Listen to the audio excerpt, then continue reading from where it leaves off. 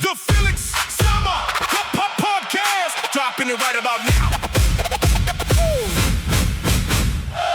So, yeah, I'm real excited because it's the Felix Sama Podcast. It's what I love doing. And I took a little hiatus, but now I'm back. You know, I did the Stevie B and produced the Stevie B freestyling show for a while. And, now it's time to do what I do best. And that's interview people that are interesting and got something to say. So in the studio today, I got the one and only Lewis Martinee, the super producer. How you doing, man? Good, man. What's happening? Loving life, man. So we got a lot to talk about. So let's get right into it. Just a little history on how you get started, because I don't really like doing the whole, from the beginning and all that stuff. But there are people there that really don't know you. So just give them a little synopsis on how you got into the music business. So I started by playing drums and percussion in a rock band, and then quickly went on to DJing, and then I went on to recording, and there was producers around town that liked what I was doing. They'd have me come in and help them out with mixes and additional production and remixes, and that's how I started doing the studio work. Now, have you always lived in Miami? Were you born in Cuba? I was born in Cuba, then went to California in the beginning, and then moved to Miami about 5 or 6 years later. But so I've been pretty much all my life here in Miami. Do you miss LA? I love LA. I go all the time. So Miami and LA, those are my two favorite cities. Yeah. So what happened when you were producing music in the very beginning? I know that Exposé wasn't your first group. What was your first introduction to dance music? Well, when I was DJing dance music, and like I said, other producers would come and like what I was doing, and I started going into the studio and learning how to get around the studio. Back then, it was not digital, so you had to know what you were doing. Who was your mentor? Like, you're my mentor, but who was your mentor? Well, probably Ray Martinez. He had some club hits back in the day, and he started bringing me into the studio. So he's the one that introduced me to the recording studios. What hits did he have? I don't even know who he is. He had a song called If There's Love. Another one is called In New York. In New York, yeah. That one? Yeah. Wow. Okay. And he did also Match Made Up in Heaven. You remember that one? Yeah, by Jill. Yeah, I remember that. He's song. The writer producer. No shit. Yeah. Wow. Yeah. Match Made Up in Heaven. I used to play that actually on the radio. Yeah. I forgot the name of the record label. It was a local Paris. Yeah, a local Miami record label. I did his logo. I do artwork too, so I did his logo, Paris International. Wow. Just like Joey Boy Records, I did that logo too. Yeah. Now, did you ever get a chance to work with like the likes of Gloria Estefan?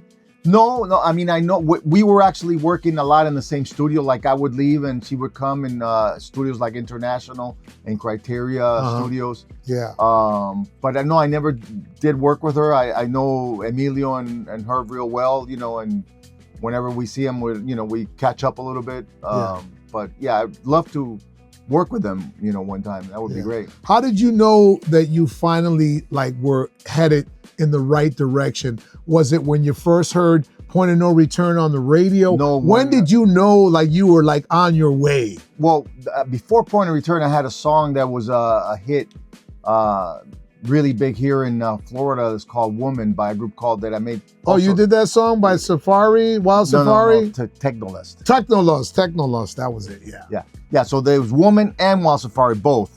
See, I knew. Okay. Yeah, and it was two songs, but then I made one. Every time I see that woman. That one, yeah. Technolust. So that was your first hit record. Yeah, and when I heard it on the radio, I go, okay, yeah, this is what I want to do. Now, what made you put that song together? Like how did that come about? That was like in '82. I just started. Let me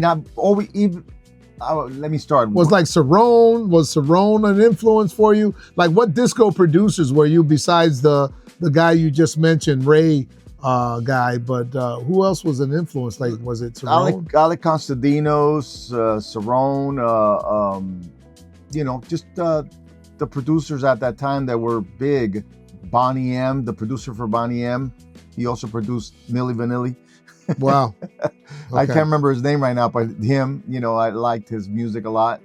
All right, so you heard the woman on the radio, and you were like, okay, this is what I want to do. What was the next steps that happened after that? So before that and after that, I was always writing songs, and putting music together, and I write lyrics and write music, and I did a bunch of demos, and then this one started standing out. Everybody that would listen to it, hey, that's a really good song, and it was Point of Return. Yeah. And at the time, my girlfriend was doing my demos, and I liked how she sounded, so I started looking for a girl that sounded like her, and then I thought, well, why find a girl that sounds like her when I have her? So I put her in the group.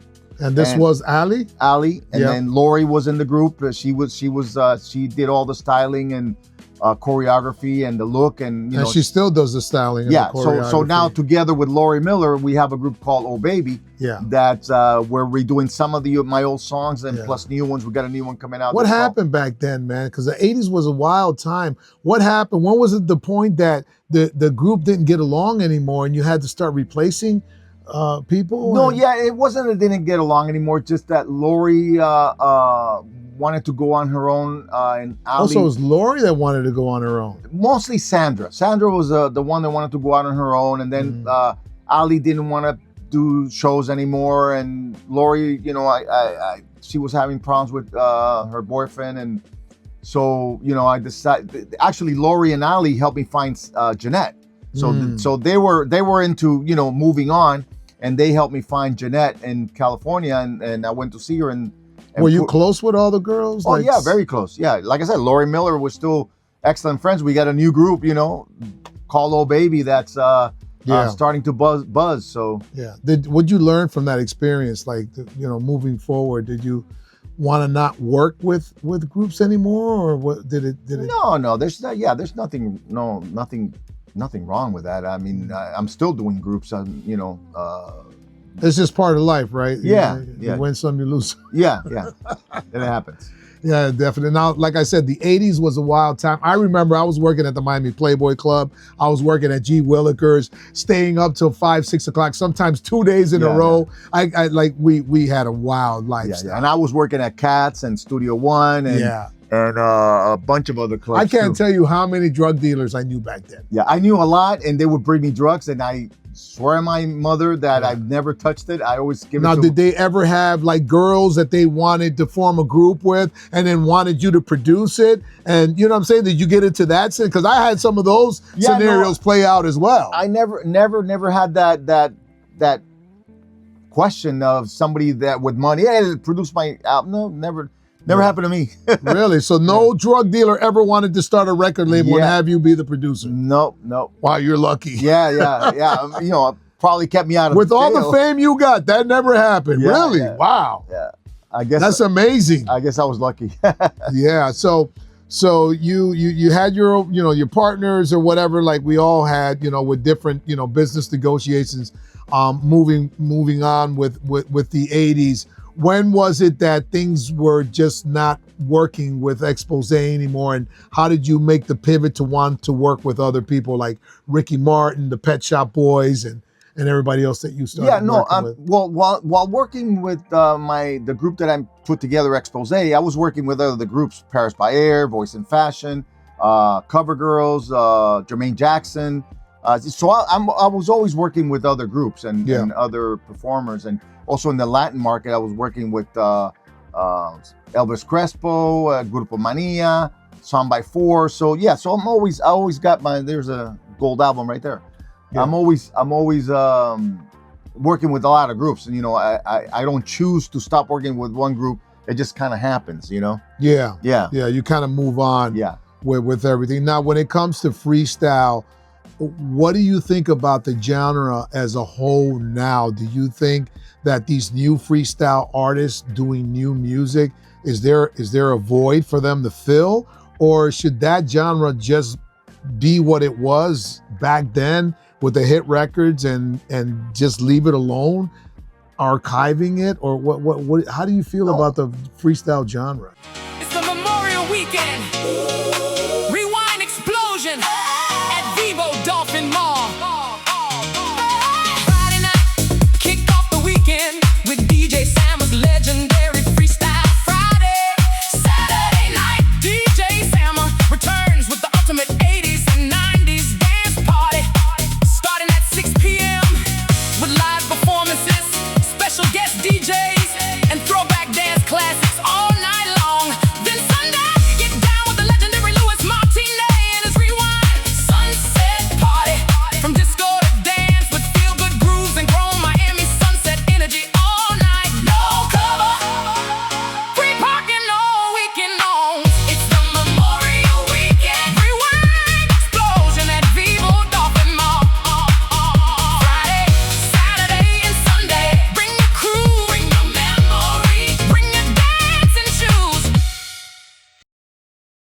I think it should move up and move on and do new artists, new songs. I think So that's what's happening. Yeah, but the audience kind of like they want to hear the old stuff only. I wish they were a little bit more open-minded for new music, new songs, new artists. There's a lot of young artists that want to do freestyle style of music, and but they're not accepted. So the old school that have their legends don't want to listen to new freestyle music. That's not really what they're into. They want to stay with the old school style, but not to say that the new freestyle artists can't build a whole new audience base. That's what we need. Yeah, right. That would be and great. Then freestyle can live on. Yeah.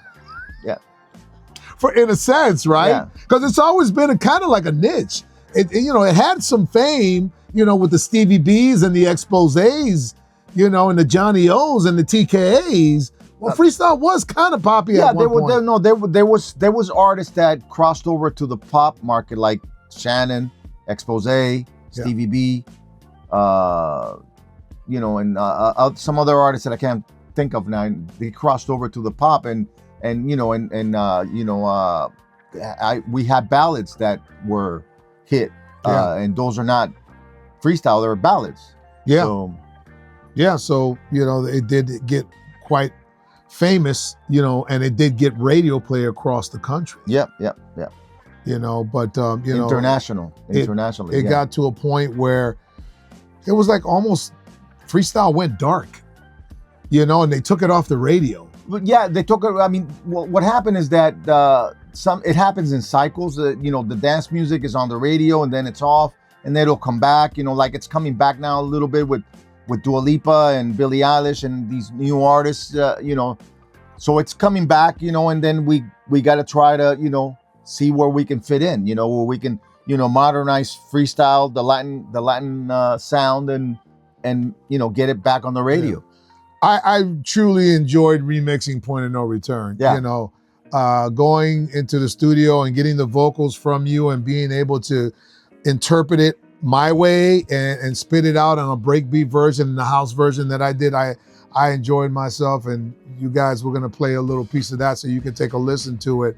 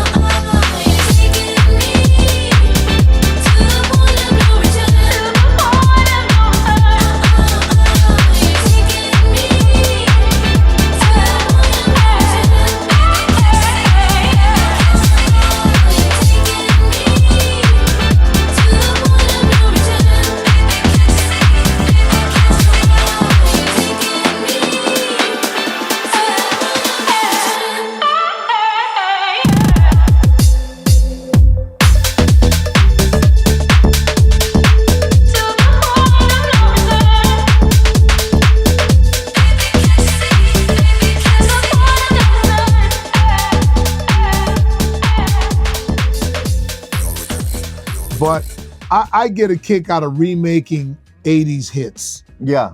I don't know how you feel about doing that. Oh, I mean, a lot of artists are doing that. Purple Disco Machine is doing it. Tiesto has done some of the old songs. So a lot of DJs are doing that. They're redoing the songs, newer style, but they're still the old songs. Yeah, no, I know you're a big fan of new disco, right? Yes. So I guess one of the questions is, when it comes to new disco, there's the new disco and the demographics of the people that listen to new disco. And then you've got disco, that's obviously the traditional 70s disco. Yeah. Now, when it comes to playing out, how do you there's a big problem. Combine the two, or do you just stick to one? You know what I mean? Explain what happens. Yeah. So what happens, and when you play the traditional disco, then you get the older crowd. They don't want to hear new disco. Yeah. Or the future disco. Yeah. And then the future disco, new disco, they don't want to hear the old disco. They're young, so they don't want to hear the old stuff. But what I do and other producers do, like Purple Disco Machine, they get the old song and revamp it so that the younger people will enjoy it. So that's the way to get around that, you know. And it's just remixing it and making it sound more current. Yeah. Now, when it comes to making music, do you always think mainstream when you're producing, or do you have another mindset when you want to produce like more club underground tracks? When I write the song, I always write them pop sounding. I think that's the way I write. I write so it sounds like a radio song, and then I go and think of ways of making it more club oriented. Yeah. Yeah. I think that's a good way of looking at it. What would you say is, aside from the Exposé success that you've had, what would you say was one of your bigger records? Probably Voice and Fashion. We had a lot of success, and with Only an Eye, Give Me Your Love, and Domino Dancing, and Cashapp Boys with Domino Dancing, because I did it with Cashapp Boys first, with the Voice and Fashion doing the backgrounds, and then I just last year re-released it with the Voice and Fashion doing the leads and the backgrounds. So it's kind of like a little play on the song, and it's new disco. So maybe you can play it for the audience, see if they like it. Yeah. Now, on the pop charts, there were times where your songs were really like with a bullet, reaching some high numbers. I think that at one point you even beat Michael Jackson. With it's a songwriter, yeah. And you can show that picture. As a songwriter, I was on top of U2, Michael Jackson. How did that feel? Well, that actually, it was a surprise because I'm in the studio working, and then a couple of other people that were working in the other studio, they came to me and they said, "Look at this," and I go, "What is that?" I didn't even know what it was, and it's I was Billboard Songwriter of the Year. Yeah, on top of Prince, on top of George Michael. Everybody, U2, everybody that was Michael Jackson, everybody that was somebody at the time, it was number one. And the funny thing is that in the Billboard, everybody has professional pictures because they're all artists. I was the only producer that was, just like a camera shot from a regular camera there next to all these professional looking artists. Did you treat yourself to a Lamborghini? No, I just went right back to work. Now, we all, in the past were young, dumb, and full of what. Did you make a lot of money mistakes back then that you wish you would have had? Huge mistakes. Which everybody... Did you overspend? No, not me. Yeah. Other people in the camp spent my money. Yeah, other people spent my money without me knowing. I'm in the studio working, and people to be were spending the money left and right. Yeah. Do you wish you would have? Not knowing what I know now, I would just not even have partners. Yeah, maybe put a hit on them. No, I would never do that. Now I'll write a hit. That's what I'll do. There you go. That's how you get back at him. Now your son, DJ Silhouette, he's also following your footsteps and producing music.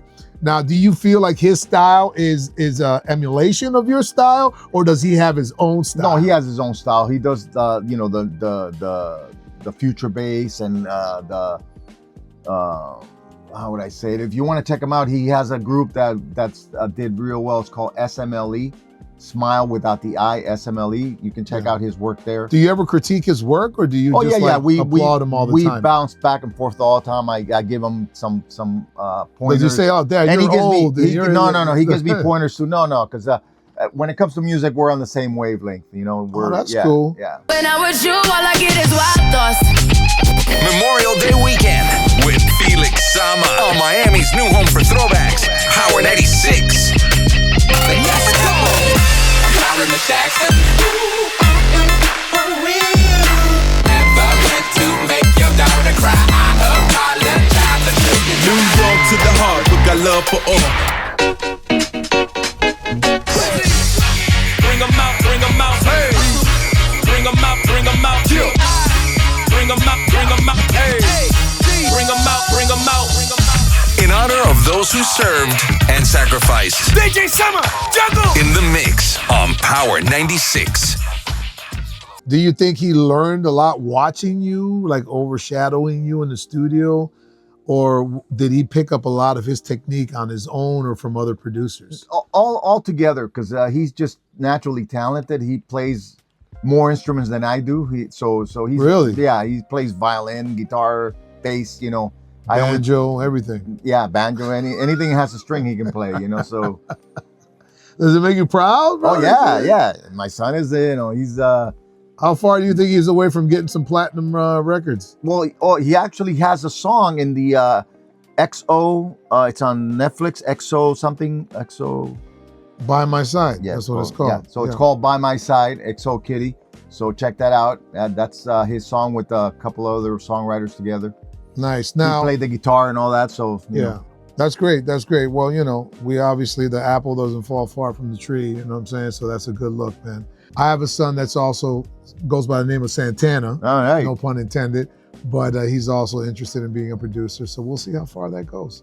I always encourage my kids to do what they love. Yeah, me too. I actually paid for his college to do something else like business administration or something, but he chose music. So is there anything that you're doing to give back to the community, maybe teaching or anything like that? Yeah, no, I always do foundations. I'm doing one now on May 30th. I'm doing a big disco ball, and it's going to a couple of foundations. I think it's important to give back to the community. We have all this knowledge from all the experience of producing and DJing and me being on the air. It would be a crying shame if I weren't trying to mentor the next wave of future producers and DJs and social influencers. Yeah, so like I said, I'm working with Share Your Heart and Iman's Light foundations to for their causes. It's great. One is for feeding the poor. The other one's for bringing up to the light that bad drug. What is it called? The fentanyl. Fentanyl. Yeah. So it's bringing that to light, going to schools and Maddie talks about it. She's the one that's behind the foundation. Yeah, that's important. We gotta get these kids focused so that they wrap their time up doing positive things like music. Mentorship is going to be playing a big role in that. Yeah. So I'm an advocate, big time advocate for that, and believing in Christ and using that as a vehicle to stay positive as well. So you've had a chance to work with all the big ones. Is there any artist that comes to mind that was an experience that you'll never forget? Yeah, I was in California working with Jermaine Jackson in Studio B. And in Studio A is... Keeping it 100, most venues do not have a location problem. They have an entertainment problem. The night feels slow, the music misses the crowd, the lighting feels flat, the promotion is weak, the room has no clear identity. That is where Sama Entertainment Consulting comes in. I'm Felix Sama. We help nightclubs, lounges, restaurants, and venues turn slow nights into signature nights. We study the room, we identify the right audience, we build stronger theme nights, we bring in the right DJs, live bands, hosts, and entertainment. We improve the sound, lighting, visuals, music, programming, marketing, promotion, and customer experience, because a great night is not one thing, it's the right mix of energy, strategy, talent, production, and promotion. When the room feels alive, people stay longer, they spend more, they come back, and they bring their friends. Sama Entertainment Consulting gives your venue a real entertainment strategy, not guesswork. If your venue has slow nights, empty dance floors, weak themes, or no reason for people to return, let's fix it. Book a venue strategy call today. Sama Entertainment Consulting. Let's pack your place. Michael Jackson recording Thriller. What? Yeah. No way. So I go to get some coffee, and then right behind me walks Michael Jackson, gets water from the refrigerator, and I'm like speechless. I should have taken a picture or something. I'm like, what? You were right in the same room with Michael Jackson? In that same room, we literally rubbed shoulders. And you didn't say anything to him at all? I was speechless. I was. That's the only time, and I've seen a lot of big stars, the only time I was Star Trek was with Michael Jackson. Bro, you could have been in the Thriller video. Look at that. Yeah, look at that. I could have been one of the dancers there.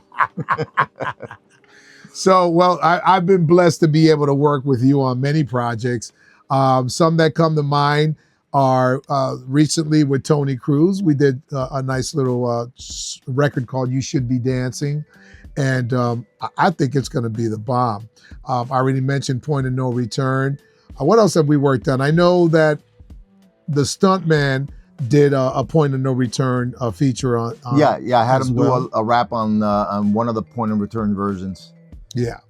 We did like 18 remixes. I don't know, something crazy. Yeah. And then I had another song called Ahorita, which you helped me mix down. Yeah. Which came out to be super cool. And we've got some future projects on the way. I know Come Go With Me has been kind of like that'll be coming up. But the new song with Oh Baby is going to be called Dance Now. So that's going to be the third release.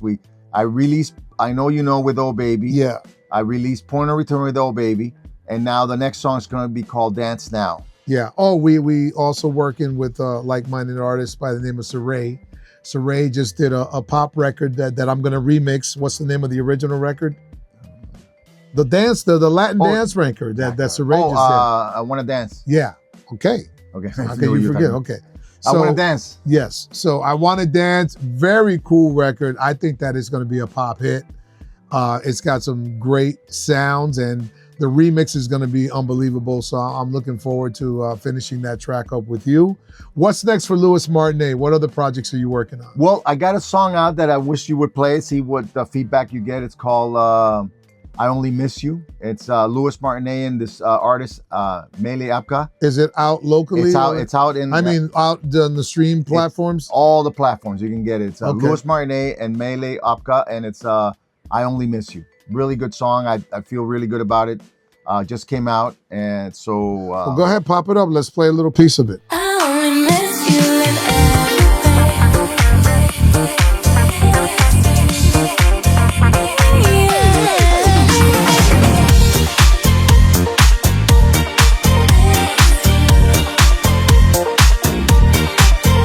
in the quiet of the night, I hear your name.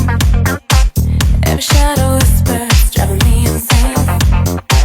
Memories like echoes, they linger on. In this empty room where love feels gone. If the stars don't shine, then I can't call you mine. A reminder of what we had, and it's driving me mad. I only miss you 24/7 night, 24/7 night. In between every day, I only miss you 24/7 night, 24/7 night. I only miss you in every way. Every laugh that we shared now feels like a dream. You're walking down the streets, nothing's as it seems. Oh, I reach for your hand, but there's no one there. Just the ghost of a moment floating in the air. If the stars don't shine, then I can't call you mine. A reminder of what we had, and it's driving me mad. I only miss you 24/7 night, 24/7 night. In between every day, I only miss you 24/7 night. Well, I like it. I like it. All I wish right. you would have told me earlier. I would have done a remix. I did tell you. You just didn't have time. Yeah. Yeah, you're busy, man. When did you send me the vocals, Lewis? Yeah, you're You busy. never- Well, yeah, you're right. going to work on the next one with me. So. Okay, yeah. Promises. Promises. Yeah, it's called Love Is Like Dancing. Remember, Yeah. you already Yeah. said you're going to do a remix. You're going to So do your... in this world that we live in now, you know, you got Suno, you got Automy, you got all these AI programs. How are you leveraging these programs to take your producing to the next level, or are you doing that? Yeah, I'm not using a lot of AI. I mean, I still do my own melodies, lyrics, and chord progressions. What I use the AI for is like if I need a guitar part, I'll ask for a guitar part and get that, or a bass part, you know, and take that. So I use it like if I would be hiring a musician. Yeah. I get a lot of ideas. You know, I input, you know, I prompt it, and then when I get the production, I listen to it, and I'm like, oh, this gave me a great idea to take it this way. You know what I mean? And redo the sounds and whatnot. But I embrace AI. I'll be honest with you, man. No, good. It's not going anywhere. No, and it's if not. anything, it could be a great tool. And as long as you know how to use it, it can't use you. Exactly. So that's my take on it. What are you doing? No, just getting something ready so when next time you can put it in your podcast. What do you want me to put in my podcast? No. This is not out yet, so you can't put it. Oh, so I can't share this on the Can't share podcast. it. Okay, all right, Yeah. that's fine. So you're gonna be working on it. Lewis is playing. Love. He's playing gatekeeper right now. Yeah. So I don't know what to tell you. Hey man, It's not out. It's not out. It will be out. I want to thank you for the exclusive interview. I much appreciated. I hold you high on a pedestal. You know, you've been a friend first and foremost, and a mentor. You know what I mean? And that really means a lot to me because most of my life I spent it in radio, and kind of, Behind the scenes, yeah. doing that career, but I've always wanted to produce full time. And now that I've had the opportunity to do it, it's good to surround myself with the people that I respect. Yeah. You know what I mean? So, and, launching the podcast is a beautiful thing. So big shouts going out to all our sponsors. So, hey, listen, man, I had to bring the best onto the scene, and there you Thank go. you. The DJ Sama Podcast. Tune in because every Tuesday at 7 a.m. we debut a brand new podcast. The Felix Sama Podcast, dropping it right about now.